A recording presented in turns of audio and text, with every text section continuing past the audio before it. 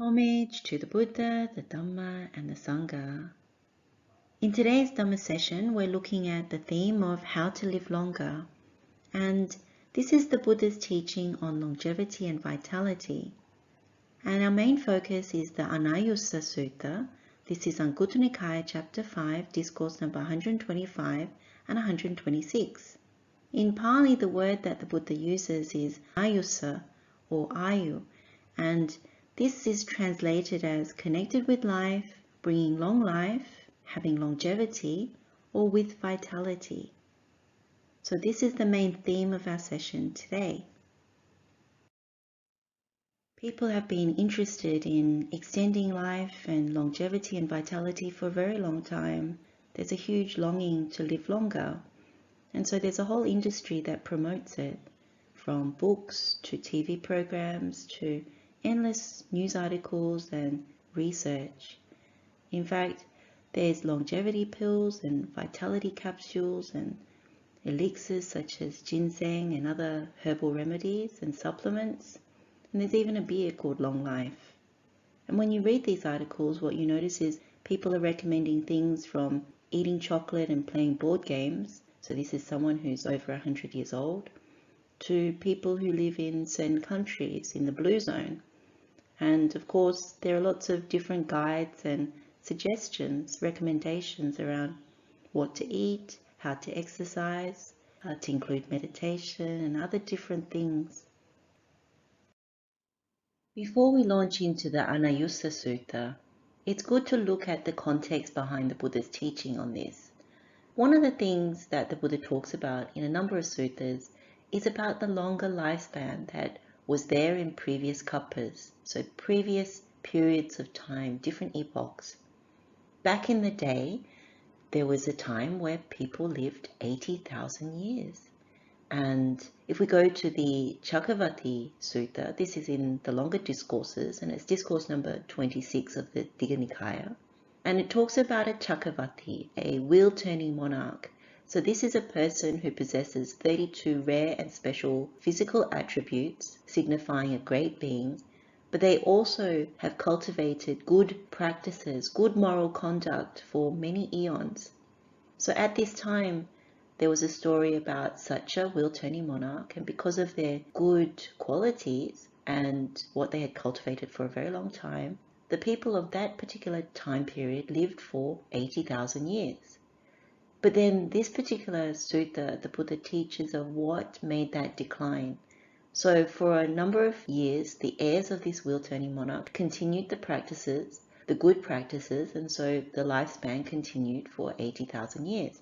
And there came a time where there was one heir who didn't follow those practices, who started to allow poverty to enter into the kingdom. And when that started to happen, things started to change. So the Buddha's teaching is really about moral decline leading to shorter and shorter lifespans. If you read this sutta, it says, from not giving to the destitute, poverty became widespread. When poverty became widespread, theft became widespread. When theft was widespread, weapons became widespread. When weapons were widespread, killing living beings became widespread. And for the sentient beings among whom killing was widespread, their lifespan and beauty declined. Those people lived for 80,000 years, but their children lived for 40,000 years. And then the sutta goes on to describe more and more widespread akusala, so unwholesome behavior. And for those people who lived 40,000 years, they had children who lived 20,000 years. And then it went on and it reduced to 10,000, then 5,000, then between 2,000 to 2,500 years in terms of lifespan. And then that became 1,000. Then that became 500 years, then 250 years. And then after that, what you find is the amount of akusala, the moral decline was such that there was poverty, theft, weapons, killing, lying, backbiting, sexual misconduct, harsh speech, talking nonsense. There was an increase in desire and ill will. The wrong view was rampant, illicit desire, immoral greed, wrong kinds of intention or thoughts. There was lack of due respect for mother and father, ascetics and Brahmins, and a failure to honor the elders in the family.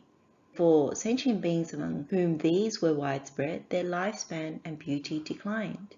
These people who lived for 250 years had children who lived for 100 years. That's probably where we are now. The average lifespan of human beings right now in this particular kappa is about 100 years or a little more. So then at the end or towards somewhere in this sutta, the Buddha says, there will come a time, mendicants, when these people will have children who live for 10 years.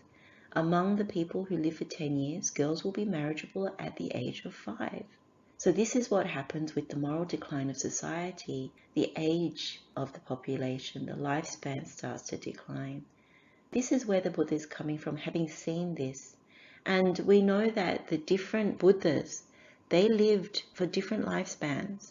Vipassana Buddha, and this is from the Mahapadana Sutta in Digha Nikaya, discourse number 14. Vipassana Buddha lived for 80,000 years.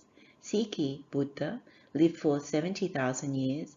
Vessabhu Buddha lived for 60,000 years. And Kakusanda Buddha lived for 40,000 years. Konagamana Buddha lived for 30,000 years, and Kassapa Buddha lived for 20,000 years. And as we know, Gautama Buddha, he passed away at 80. We can see that these Buddhas have lived for a very long time, with the exception of Gautama Buddha, but his exception could have been extended, and we'll come to that towards the end of this session. With what we just went through in mind, if we go to the Pathama Ayu Sutta, this is Sanyuta Nikaya, chapter 4, discourse number 9. And the Buddha says, Bhikkhus, this lifespan of human beings is short. One has to go on to the future life. One should do what is wholesome and lead the spiritual life. For one who has taken birth, there is no avoiding death. One who lives long, bhikkhus, lives 100 years or a little longer.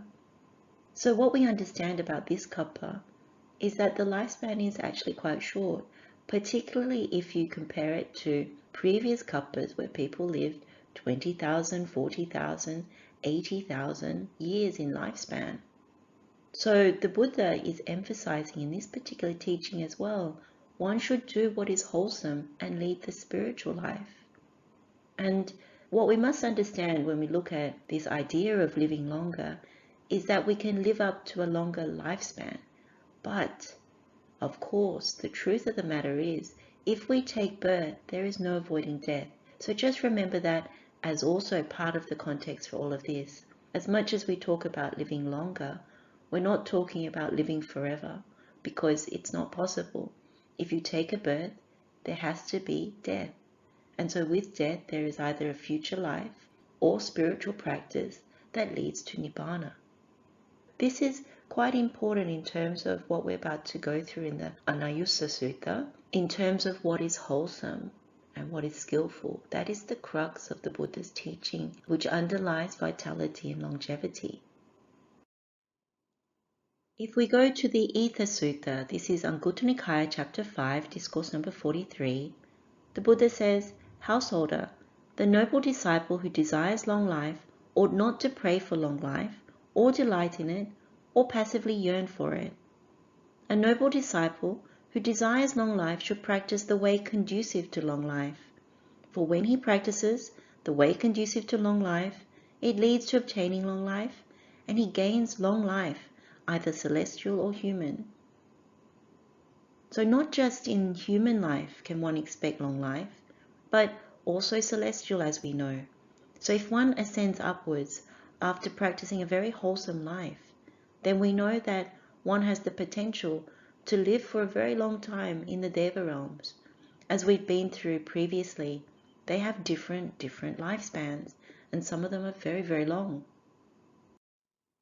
The Buddha has explained about some of the lifespans of Devas in the Visatta Uposatha Sutta. This is in Anguttara Nikaya, chapter 8, discourse number 42.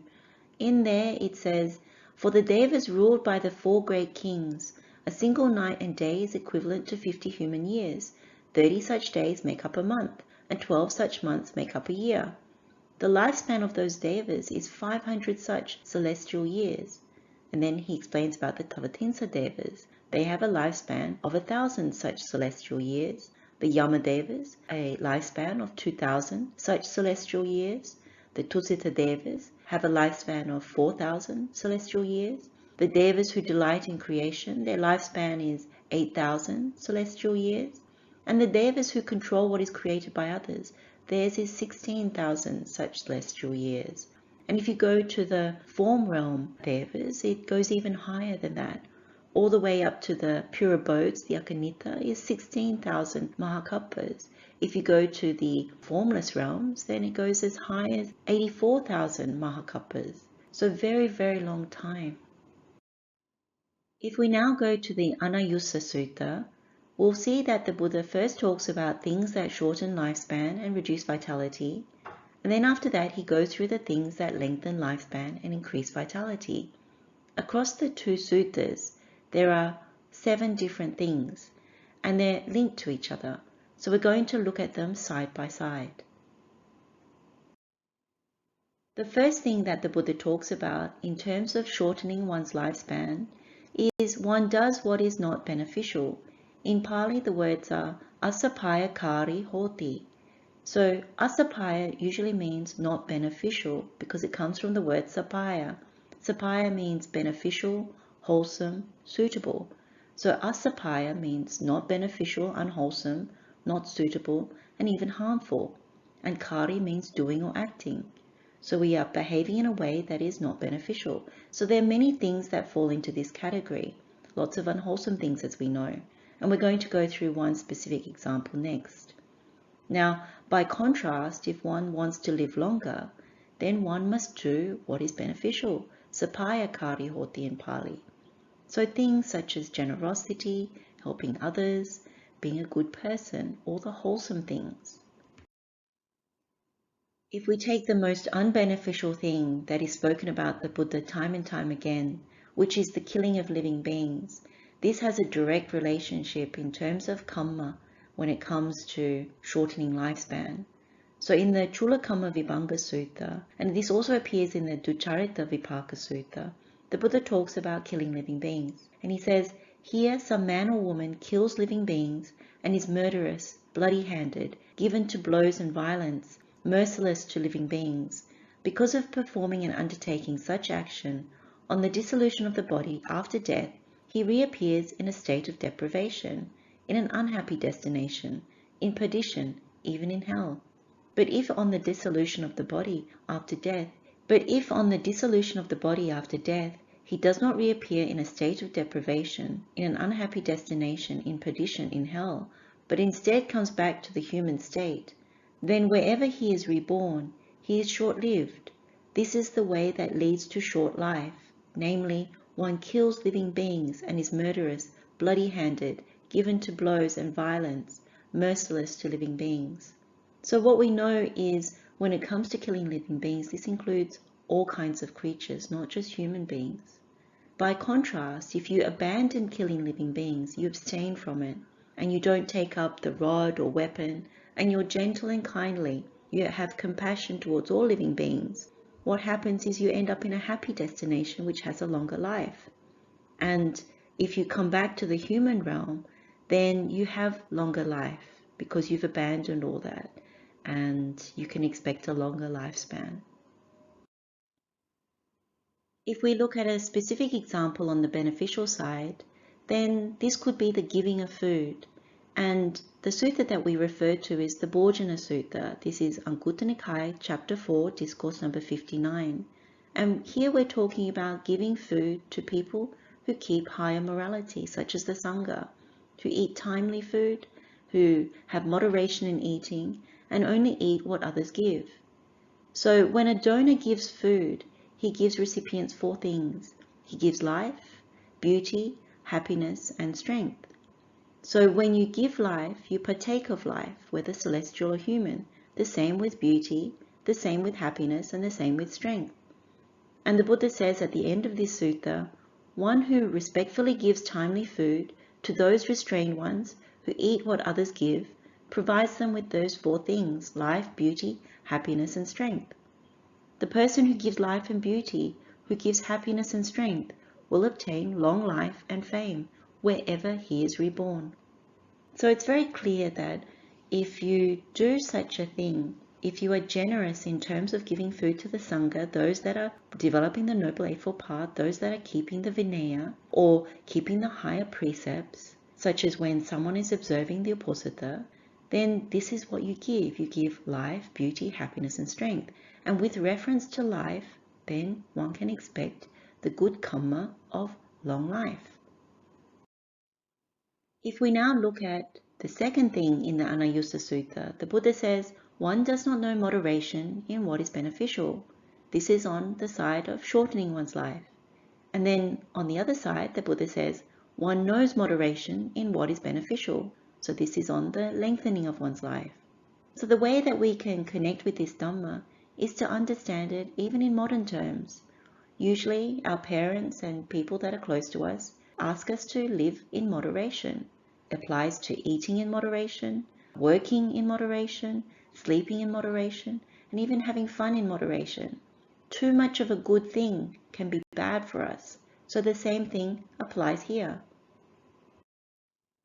There's a verse in the Dhammapada which is quite useful when it comes to being restrained or living moderately, and it's about the necessity of taming oneself. The Buddha says, better to conquer oneself than to conquer others. The one who has tamed himself lives perpetually well restrained. Neither a Deva nor a divine musician, nor Mara together with Brahma, can turn conquest into defeat for a person like this.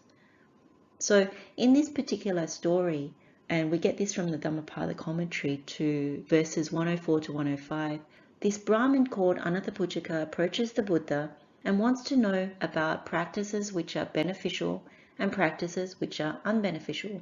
And the Buddha talks about different things. One of the things that he talks about is not sleeping until the sun has risen. So if you take sleep in moderation, you don't oversleep, and you definitely don't sleep until midday. The same when it comes to idleness. When you're too idle, too relaxed, that is also something that is not beneficial. And then there's another one that he talks about, which is wandering out late at night. If you do what is beneficial, it's not to stay out too late at night, because all sorts of things can come about. And also you wouldn't be sleeping in a timely fashion as well. So there are various things that the Buddha says that are very useful in this respect.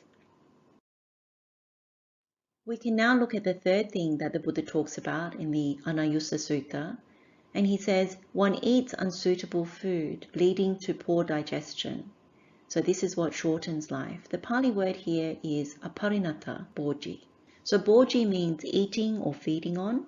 Aparinata is not ripened, not mature, not transformed, not digested. And it derives from parinama.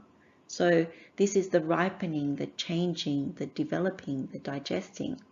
What we can see is if we eat the wrong kinds of foods, the foods that don't digest well, then we come to complications. The body has to do more work, and therefore the aging process quickens. On the other side, if one eats suitable food leading to good digestion, it's easier for our bodies, and also we don't age so quickly, and that has a good impact on lengthening our life. So there's certain things when people talk about digestion and these sorts of things, there's something in that. Now what's interesting about the Pali word here is that it doesn't transform, it's not ripened in terms of unsuitable food. So there are certain things that one can eat that haven't been properly cooked, haven't been properly matured. When we think about plucking fruit early, for example, there may be something that is not so nutritious about it and makes it even difficult to digest. Or we have not cooked it properly or cooked it well, particularly when it comes to grains. So we don't get the nourishment that is very good, and also it's very difficult to digest. So there may be certain things that are useful to know. And even in terms of complex foods, foods that are difficult to break down in the body. And so you can see that when you look at the way that the body works, that there are certain things where the body has to work overtime. So this is worth exploring. There is something useful to investigate when it comes to this particular side of the teaching in terms of research into what is the food that is good nourishment for the body and breaks down well. In today's modern society and the type of foods that we eat, a lot of people have gastritis, a lot of people have digestive problems. And it comes down to the type of food we eat. It doesn't always mean that it's because of junk food. It could also mean that we're eating food that had been plugged too early. It could be food that we haven't cooked properly. It is food that isn't transforming in the right way, and so it's not able to digest that well. And so there's something to be further investigated in this respect. The fourth thing in the Anayussa Sutta that the Buddha talks about is one conducts activities at an improper time or inappropriate time, akala chari chahoti. So this is what shortens one's life. So this can also apply to eating. If you eat late at night, this can cause stomach issues, gastritis. Also, it makes it difficult to sleep. The other example could be working. If you work late into the night, that's very conducive to stress. Also to having difficulty sleeping because the mind is too active, too busy. Same with going out late at night. Any of these things, if you persistently do, they wreak havoc on the body. They make it difficult for the body to function very well to its optimum. It's not getting the appropriate rest. It's going into things that are difficult for the mind, keeping the mind active at the wrong time. So this is also for investigation. There are certain things that immediately you think of them when you think about improper time, inappropriate time, and there may be more things. And on the other side, when it comes to lengthening one's lifespan, if you conduct activities at the proper time, the appropriate time, so if we think about eating at the proper time, finishing work at the proper time, sleeping at the proper time, and that sort of thing, then you know that that is what is conducive to longevity, to the proper functioning of the body and the mind, and also to vitality. The fifth thing in terms of the Anayussa Sutta relates to celibacy. So the Buddha says if one is not celibate, it reduces vitality and leads to a shortening of one's life. Whereas if one is celibate, then it increases vitality and leads to more longevity. There have been accounts from people who have lived beyond 100 who say that the secret to their longevity has been abstinence from sex or celibacy. There's also been studies done on insects and reptiles, and there is a correlation between abstinence from sex and longer life. And in terms of the study on nuns or people that abstain from sex, there is also a positive correlation between celibacy and longer life.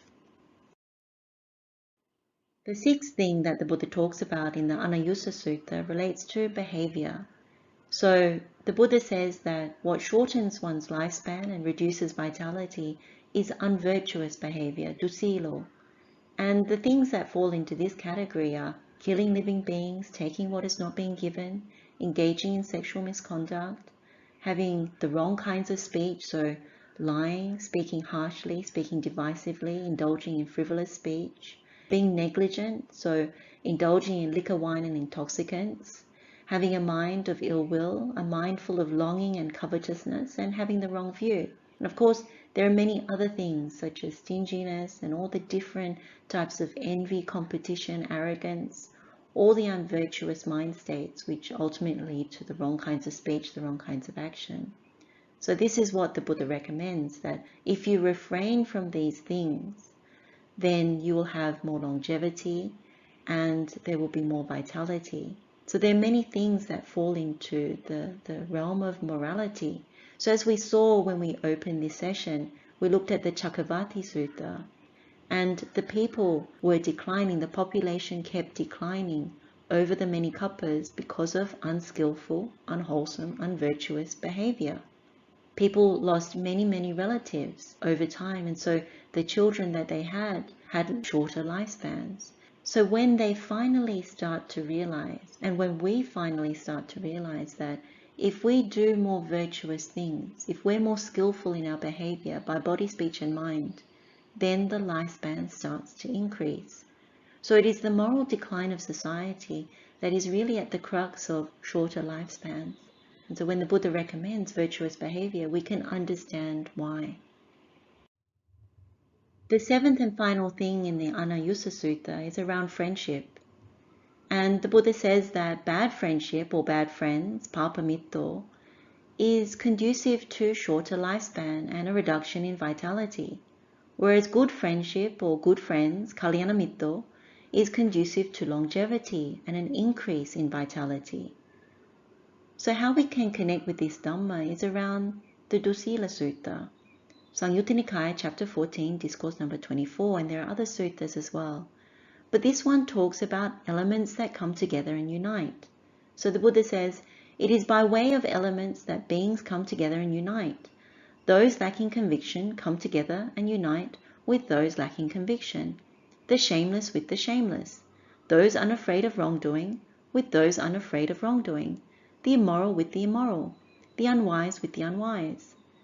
In contrast, though, those having conviction come together and unite with those having conviction.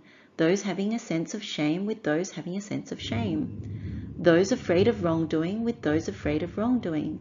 The virtuous with the virtuous, the wise with the wise. So when you look at the wholesome path that leads to longevity and an increase in vitality, if you have friends who are wholesome, who do what is beneficial, who do what is suitable, then you come together in the wholesome way that leads to longevity and increase in vitality, better mind states, better actions by body, speech and mind. But the bad friends, they're the ones that lead you away from that do what is unwholesome, what is unbeneficial, what is unskillful, and therefore what is conducive to shorter lifespan, to a reduction in vitality. We've now looked at all the things that the Buddha has spoken about in the Anayussa Sutta, but there are other things where we find out a little bit more about lengthening of one's life, increasing longevity. And one of those things is about developing the basis of spiritual power. So at the beginning, when we were talking about Gautama Buddha only living till 80, he had the ability to actually live for longer. So if we go to the Metteyya Sutta, so this is Sanyuta Nikaya chapter 51, discourse number 10, and it also appears in the Udana as well.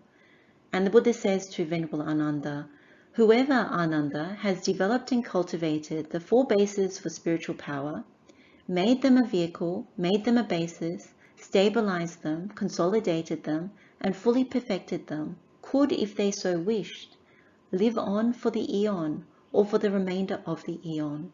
The Tathagata, Ananda, has developed and cultivated the four bases of spiritual power, made them a vehicle, made them a basis, stabilized them, consolidated them, and fully perfected them.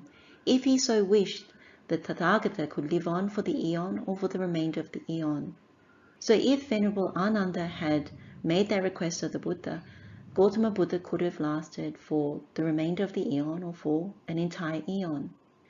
So that was a loss for us, unfortunately. So in the same way, the Buddha has taught us how to develop the basis of spiritual power. So for people who do want to live a longer life, it is possible to extend one's life through the basis of spiritual power. We are now coming to the end of our session on longevity and vitality and the Buddha's advice on these things. And we began by looking at the Cakkavatti Sutta. And so it's good to come full circle and look at some of the rest of that sutta, because it talks about the decline, as we referenced at the beginning, but it also talks about the future period in times to come when growth will lead to a longer lifespan. So where we got to at the beginning was we spoke about the lifespan will come down to 10 years old. And so we're not there yet. We're still in the 100 sort of bracket, but still with decline in lifespan. And so subsequent to that, people start to understand that when it's at 10 years old and people are doing very, very immoral things and very unwholesome, and you lose all your loved ones in a very short time frame, then people start to realize it is because of unwholesome behavior. So the sutta says, then those beings will think it's because we undertook unskillful things that we suffered such an extensive loss of our relatives. We'd better do what is skillful. What skillful thing should we do? Why don't we refrain from killing living creatures? Having undertaken this skillful thing, we'll live by it. So that's what they do. Because of undertaking this skillful thing, their lifespan and beauty will grow. Those people who live for 10 years will have children who live for 20 years. Then those beings will think, because of undertaking this skillful thing, our lifespan and beauty are growing. Why don't we do even more skillful things? What skillful things should we do? Why don't we refrain from stealing, sexual misconduct, lying, backbiting, harsh speech, and talking nonsense? Why don't we give up covetousness, ill will, wrong view? 3 things: illicit desire, immoral greed, and wrong thoughts or intentions. Why don't we pay due respect to mother and father, ascetics and Brahmins, honoring the elders in our family? Having undertaken these skillful things will live by it, so that's what they do. Because of undertaking this skillful thing, their lifespan and beauty will grow. These people who live for 20 years will have children who live for 40. Those people who live for 40 years will have children who live for 80 years, then 160 years, 320 years, 640 years, 2,000 years, 4,000 years, 8,000 years, 20,000 years, 40,000 years, and finally 80,000 years. Among the people who live for 80,000 years, girls will be marriageable at 500. So this is the link with the morality, the ethics in our society. And so collectively, there's something that needs to be done in order to increase lifespan. So if you look at our society now, there is an abundance of immorality. Even during the pandemic, you look at how much killing happened, killing of animals. You think about all the different decisions people are making about war. It's quite shocking in terms of how many insects and living creatures we kill when we decimate forests and when we plunder the seas. So there's something very important in this, very important in terms of not just how to live longer, but in terms of how to live a moral life. And this particular sutta goes on to talk about a future king who comes, who is very moral, and during his time frame, and I think his name is King Sanka, during his time frame, that is when the arising of Buddha Metteyya comes. And so this is when the lifespan is around 80,000 years. So it's a very fortunate time that is to come. But the way that we are heading right now, it's to the moral decline. So lifespan will get shorter and shorter and shorter. So the takeaway from this teaching is really about learning to live wholesome and to share that with our relatives, with our Kalyanamitta, with other people in the world, because if we don't want to head to the time of society where the lifespan is 10 years old, then it's time to turn it around. And the only way to do it is to influence our leaders of the world, influence the people around us, so that we become more moral as a society. And we also learn to live for the non-harm of other living beings, not just humans, all other living beings. The more we kill and steal and do all the immoral things, the worse it's going to get. And this is a very beautiful teaching of the Buddha. When you really look at it like that, it's very complete and very full. We can end our session here. Let's share the blessings with all sentient beings. May all beings be happy and well. May all beings be free from suffering. Blessings of the Triple Gem. Wishing you well. Teruan Saranai.